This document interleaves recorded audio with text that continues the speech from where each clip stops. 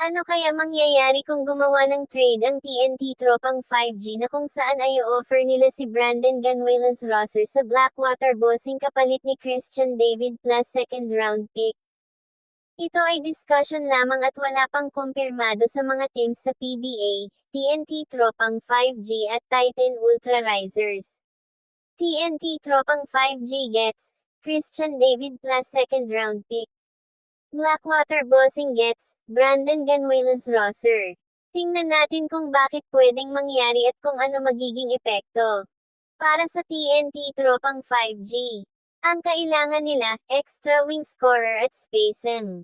Si Christian David ay 6'6" wing na may reliable 3-point shot at kaya mag 1v1. Perfect siya sa system ni Coach Chot Reyes na puro drive and kick at quick ball movement. At may bonus pa na second round pick na pang-develop o pang-trade asset sa future. Ang TNT mahilig magpaikot ng picks para kumuha ng role players. Ang mawawala at magiging kapalit ay si Brandon Ganuelas Rosser. Depensa at energy big siya. Pero medyo crowded na ang frontcourt ng TNT ngayon, na may Poy Erim, Kelly Williams, Henry Galinato, at Rollier Hollis Jefferson paminsan sa import slot. Si Brandon Ganuelas Rosser magaling pero minsan hindi consistent ang minutes. Ang resulta, mas lalalim ang wing rotation nila.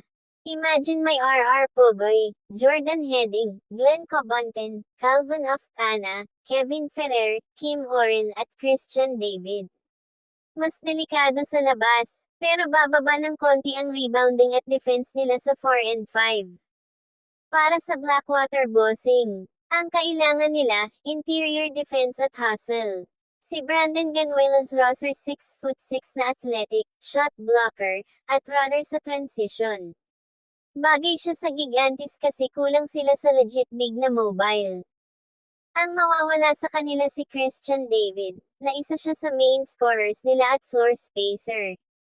Mawawalan sila ng outside shooting. Ang resulta, mas gaganda ang depensa at rebounding ng Blackwater.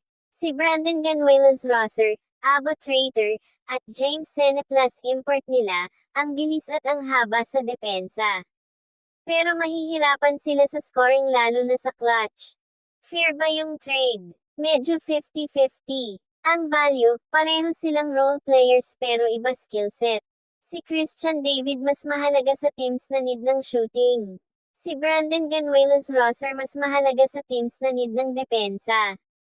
Mas kailangan ng TNT yung shooting ni Christian David.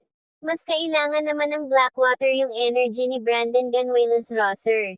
Sa contract pareho naman silang iyang core players suswak sa timeline. Ang problema lang yung TNT usually ayaw bumitaw ng mga defensive bigs nila kasi yun ang identity nila. Tapos ang Blackwater naman nagbi-build around kay Christian David. Ang bottom line, kung gusto ng TNT manalo ngayon, goods ito. Kung gusto naman ng Blackwater mag-invest sa defense at culture, goods din para sa kanila ito. Pero realistically, mas pipiliin ng TNT mag-trade ng guard muna kesa kay Brandon Ganuelas Rosser unless sobrang need nila ng shooter. Ikaw, para saan mo mas bet yung trade? Pang championship push ba ng TNT or rebuild ng Blackwater?